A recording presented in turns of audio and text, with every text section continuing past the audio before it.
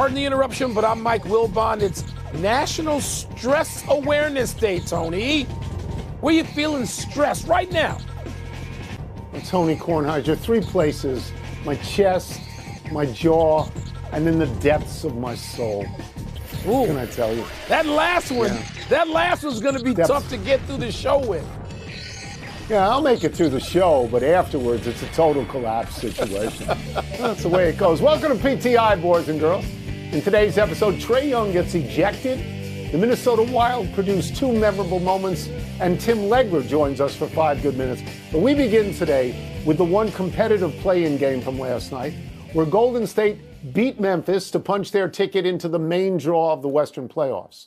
The Warriors got 38 points from Jimmy Butler and 37 from Steph Curry. Wilbon, who stood out to you more, Butler or Curry? Well, Tony, we're so accustomed to both of them in those specific roles. Butler, and when you get to the postseason, whether you want to call it play-in Jimmy or playoff Jimmy, play-in on the turn of the phrase there, and Steph Curry doing what he did, particularly in the fourth quarter with a couple of bomb threes. I'm just going to say this to you. If Ja Morant doesn't turn his ankle and miss 7 or 8 minutes of playing time, game time, I think that Memphis probably wins that game. And, you know, I was sort of fearful of that yesterday because that thing was tight even with Ja not being there. But the thing, Tony, when you go to the foul line 18 times like Jimmy Butler did, you give a dimension to the Warriors that team didn't have but needs, particularly in the playoffs, because you've got the Steph dimensions. You got all of those dimensions, but that's not where that team turned its fortunes. Adding what Jimmy does stands out. It stood out last night. They needed all that and more, and they're going to need more against the Houston Rockets in the next round. But I'll say Jimmy Butler.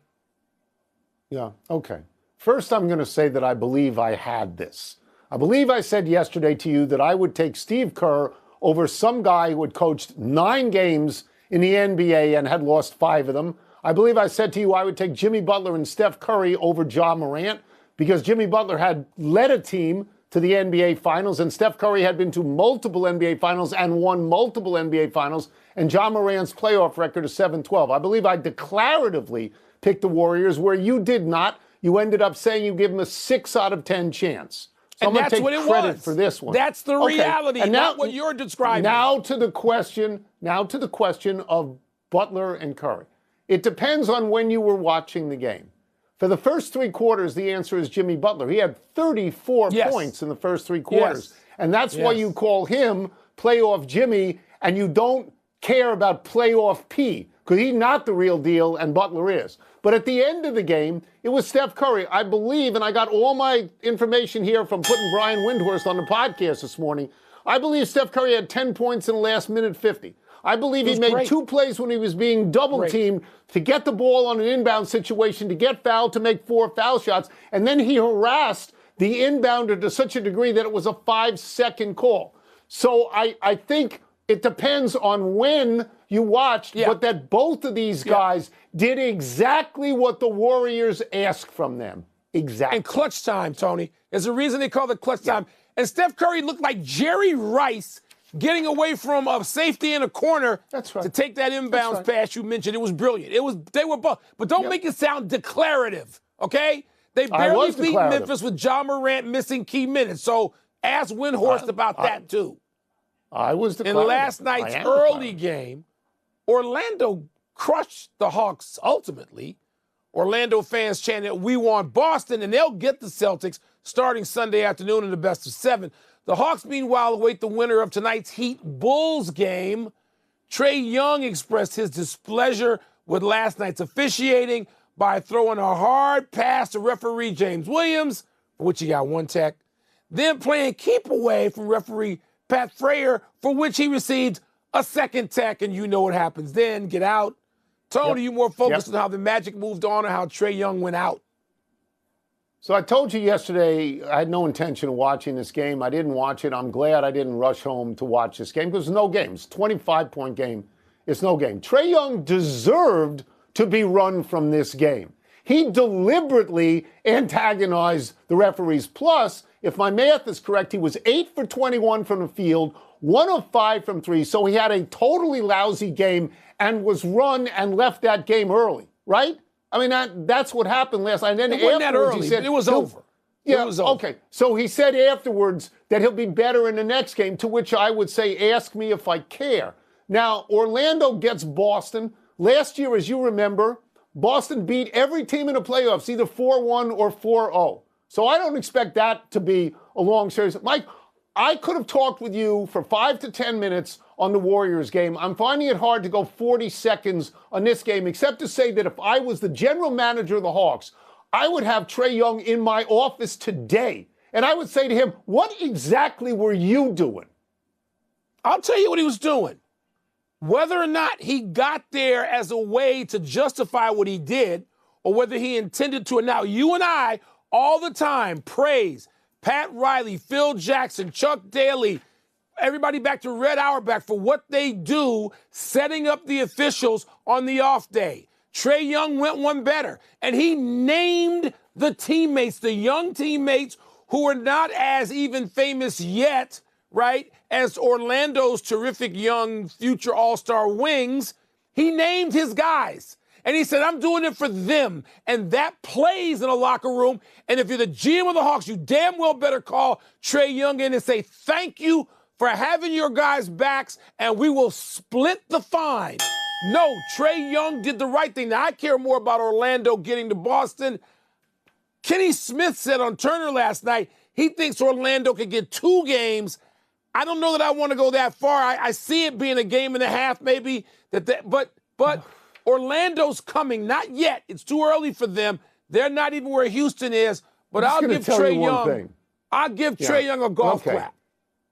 Yeah, well, I won't, because if you look at what he said about trying to protect his teammates, that they weren't getting calls from the officials. If you look at the box score, Atlanta had 34 foul shots and Orlando had 27. So please, give me a break.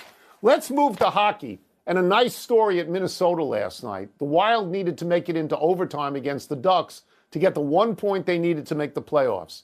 Down 2-1 with 21 seconds to play, Minnesota got a goal from Joel Eriksson Ek and made it to overtime. In overtime, they put retiring goalie Marc-Andre Fleury into the game to the crowd's delight. Plus, they won in OT. So, Wilbon, which was the more storybook? The goal that got Minnesota into the playoffs, or Fleury going into the net to the great joy of the crowd? Well, the goal doesn't only accomplish the first goal of the night, which is to get the team into the postseason. The goal allows Fleury to get into the net. Because without that goal, Fleury can't come in. They're not gonna. I guess they could stop play with a couple of seconds left and have a ceremonial skate. But he got to play OT. And that was the cool part of the story. Now, the coolest part is Fleury, of 40 years old, a guy that he's got to be a Hall of Famer. Did he have 3 rings? Fleury, great that Fleury got out there. This is the end of his career. This is the tip of the cap moment. Let everybody appreciate me. And he had a couple of years, good years late with the Golden Knights. But no, the moment that matters is the goal being scored to tie the game, give him the point, and get into the postseason. Yeah. So I believe you're 100% wrong on Trae Young, who I fondly remember you hating in college. You're 100% right on this. You can't get the Fleury if you don't have the goal. So the answer is it's the goal. But let's look at Fleury for a second here. He did win 3 Stanley Cups with Pittsburgh. He got into another one with Las Vegas when they lost to the Capitals, which I believe is why a couple of weeks ago, Alex Ovechkin had all the Capitals line up in a game against Minnesota to shake Fleury's hand at the end of the game, which is a great tribute. He won the game last night in overtime. Mike, that was number 575 win of his career. There's only one guy ever, Martin Brodeur, who's got more. I mean, he's got to be a Hall of Fame guy. First ballot. Right. In terms of what happened last night, it's a lovely thing that happened when you consider what a Jekyll and Hyde season Minnesota had. After 30 games, Mike, they were 26-4. They were in second in the West. Their last 52 games, 25-24-3. So they're really lucky to get into the playoffs. That's the payoff, getting in. Let's take a break. Coming up, how will Nico Harrison's Mavericks defense, for those of you who want to know that, match up against the Kings tonight? We're going to ask Tim Legler. We're also going to ask Legs whether the Bulls, my Bulls, are onto something with this latest core of players or maybe not.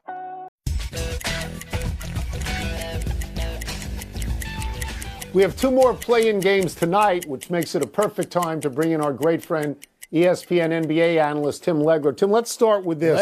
Let's start with tonight's game between the Mavericks and the Kings. Yesterday, the general manager of Dallas, Nico Harrison, said he has no regrets whatsoever about trading Luka Doncic and that defense wins championships. Do you like Dallas's defense tonight against the Kings? Well, I certainly like the fact that they've got so much rim protection against Domantas Sabonis. That's going to be a big part of this game. He's got to take the action to you, and you're talking about a front line unlike any other in the NBA, because not only do they have Anthony Davis and one of the two bigs, they've got the other big coming off the bench. So at all times, that lane and that rim is going to be well protected. So that's going to be a factor for Sabonis. But this really is going to come down to Zach LaVine and DeMar DeRozan. Like, how do you handle those guys on the perimeter? Dallas has some guys to do that. Zach LaVine is on really one of the best roles of his career coming into this game. And I know he doesn't have any playoff experience really to speak of. Zach LaVine is playing as well offensively right now as any wing player in the league coming into this game. That's going to be, to me, an enormous factor for the Sacramento Kings, because I think Sabonis is going to have some difficulties in the paint, and that's where that backline defense that Nico Harrison loves will come into play. All right, let's get away from ex-Bulls now for a second, Tim, and go to something that matters to me. The current Bulls, who are finally not an embarrassment, playing the playing game against Miami tonight. And Tim, what I want to ask you is, if this young core of Buzelis, the rookie, and Kobe White, and Herter, and of course, a triple-double threat now, from Australia, who's playing great. Is that the core of something, or is this just to be dismissed? Are you watching this tonight saying, it's still not going to amount to anything? Well, here's what they have found. They have found an incredible amount of chemistry and confidence amongst this group. So it starts with that and a connection. So they have that. They're playing with a lot of fun. They're very loose, very difficult team to guard right now, as well as they're playing offensively. To answer your question, though, Michael, I would say, what are the ceilings of the guys we're talking about? We know most of those ceilings. Is that really enough to become very relevant in the Eastern Conference in a couple of years? Now, the one guy we might not know that about is Buzelis, who played great the last couple months of the year. He's a very promising young player. I really liked him coming out. I like him even more now. I don't know ultimately what his ceiling is going to be offensively. He's a little bit more of a wild card. But if you look at the rest of those guys, I pretty much know what that is. And I think they need another big piece to come join this group. Now, what they have done is create an environment that might make it more attractive than it has been in recent years. So you might get some guys look at this group and say, hey, that looks like fun. I want to come join that and bring my 20-plus points a night in there, because that ultimately, I think, is what they need to compete, a wing scorer of that caliber. While the Bulls have won 6 of 7 and 15 of their last 20, the Heat are 12 and 21 since trading Jimmy Butler. Tim, has Miami just lost its way? A question I can't believe I'm asking you about that franchise. Well, listen, I think Jimmy Butler derailed their season. I mean, that's really what it comes down to. You think about how long and how much time they spent dealing with the Jimmy Butler situation, how exhausting that must have been for everybody in the locker room, for the coaching staff, for the front office. They finally, move on from him. But you have a massive talent gap now, talent void there. Tyler Hero's had a great year. Give him a lot of credit because he's broken through some ceilings, as I talk about often. But you look at them right now, yes, I think lost is a little bit of a great description of how to put where they are currently in the pecking order in the Eastern Conference. But one thing about that organization, they won't stay lost for long. You're going to see them, I think, over the summer completely recalibrate what they want to be going forward. And if any team can quickly reemerge as relevant in their conference, I think the Heat can do that pretty quickly because of the culture down there. But you can't recover from what Jimmy Butler really did over the course of a couple of months to that team. And I wouldn't be shocked one bit if they get bounced and ultimately it's the Chicago Bulls that go into Atlanta even and win and possibly get that 8 spot. Oh, you made Wilbon so happy by saying that about the Bulls. I wanted to apologize to Wilbon for not having a last question about the Chicago Sky, another team he likes to talk about all the time. But we're going to move off that. Last night, Jonathan Kuminga was a did not play coach's decision for the Warriors against Memphis. Can Steve Kerr do that and expect the Warriors to succeed? I think that's going to be a difficult challenge. Look, I understand there are times they can find certain units that it looks like he might be more uncomfortable fitting in with. I understand where they're coming from. There's some basketball IQ issues with Jonathan Kuminga that frustrate their coaching staff. But here's what I will say. When you talk about certain teams that they have to play, and it starts with the Houston Rockets, Oklahoma City would be the other team. With that level of team speed and athleticism and the extent to which they are going to overload on Curry, there are just plays to be made because you're a raw athlete that are open to you. And Jonathan Kuminga is their best athlete. So he can do things from a production standpoint just by being on the floor against other elite athletes. They don't have a lot of that on their roster. So in a series even like Houston, I think he might be important against the Rockets. So I don't know that this was a one-game thing. It's going to be spotties in the rotation, what the plan is for Kuminga. But clearly, right now, he's on the outside looking in, and I think ultimately they're going to need him against a team like Houston or potentially down the road against a team like OKC if they were to get that far. Thank you, Tim, as always. It's great to have you. Tim, thank you. Appreciate it. Have fun tonight. Anytime, guys. Yeah, I hope so. Hope we get a good one. Both of the play-in games are on ESPN tonight, starting at 7:30. Let's take one last break, but still to come, Duke loses another top player to the NBA draft. And could Austin Matthews one day challenge Alex Ovechkin's new goals record? I can't think about that. Isn't it great when we have Legler on? It is great. It is Legler. Tony, that's kind of a Chicago sky blue tie you've got on. I'm just noticing.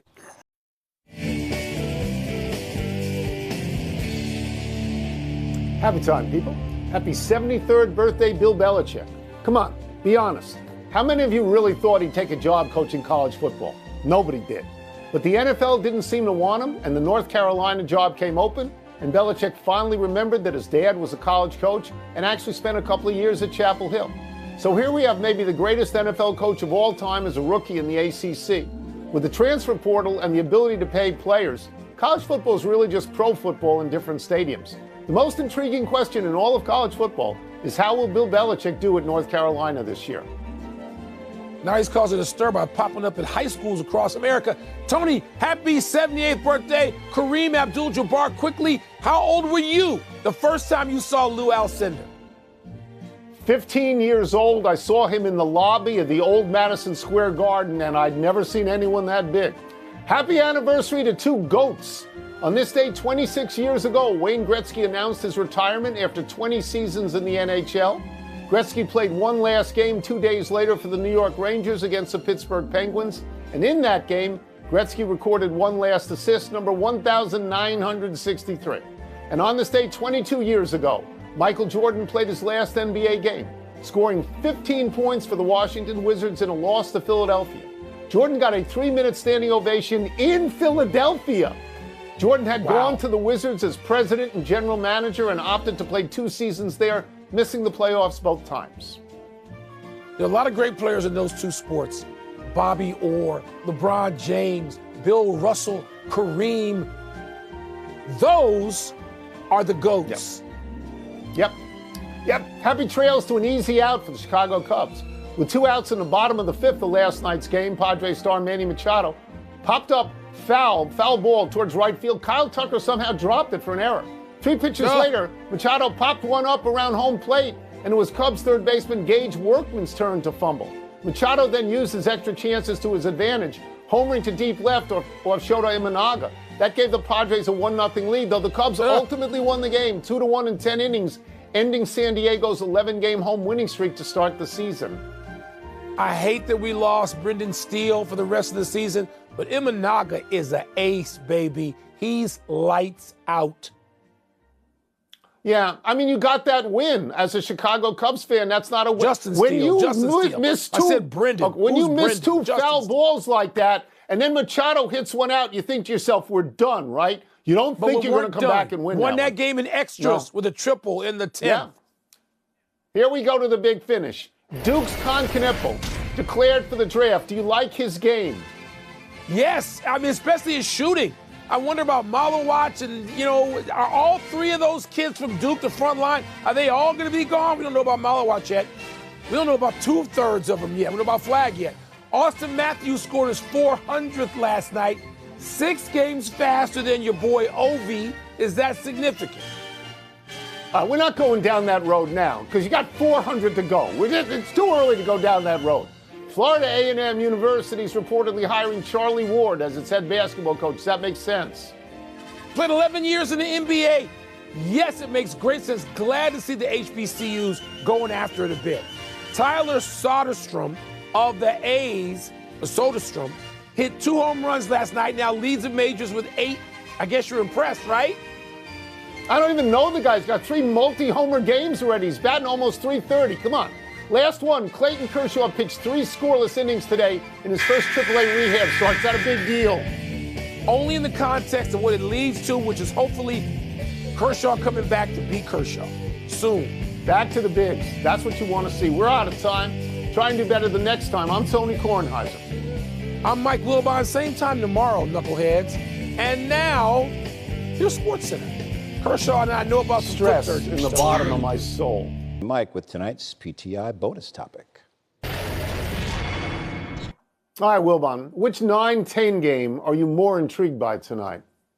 Well, let's see. One of those games involved a team I've been following every step of the way since I was 6 years old. So we can guess. Right. And I'm going to guess which one you're following because only one of the 4 teams is along I-95. So, I know what you should be following more closely, and that's the game I care about, which is Bulls-Miami. The Bulls have this interesting core, Tony, with Josh Giddey, who's a free agent. He's been averaging like a triple-double since they got rid of Zach LaVine, and Kobe White and Kevin Huerter and our rookie Buzelis. And I know we need a 1 and a 2, but the other 4 players, are they something or are they not? And what is Miami after Jimmy Butler left? I think the Bulls should win the damn game and then go to Atlanta Friday night and win that game and get in the playoffs against Cleveland. That's what I think should happen. I'm intrigued. I'm watching. I understand that completely. That's your team. I understand that. I am more intrigued, obviously, by the other game, by Dallas and Sacramento. Just yesterday, Nico Harrison, the general manager of Dallas, doubled down on the fact that he totally justified, totally supported the trade he made where he got rid of Luka Doncic and brought in Anthony Davis. Now, I understand that Kyrie Irving is out. So you can't look at Dallas if they lose and they don't have a full team. They don't have a full team, and I get that. But symbolically to me, if they lose this game, it casts a pall on the entire season to me. And I think if Dallas wins, at least it lets you smile for 24 hours, however long it is. If they lose this game, there's a finality to it that I don't think Nico Harrison can justify with that trade. I just don't. Yeah, Tony, to have 4 teams involved, none of which are very good, I think the storylines, and I agree with you about Dallas, I'm certainly going to be watching that with great interest, too, because of what you said. Yeah. Are they on a crusade tonight, the Mavericks? Is the fan base going to be that way? What's it gonna be like, the reaction a little ways away in Dallas to what's going on in Sacramento? So, but I care more about the Bulls. The Bulls, come on now. It's okay. It's justified. That's it. We're done. Back to you.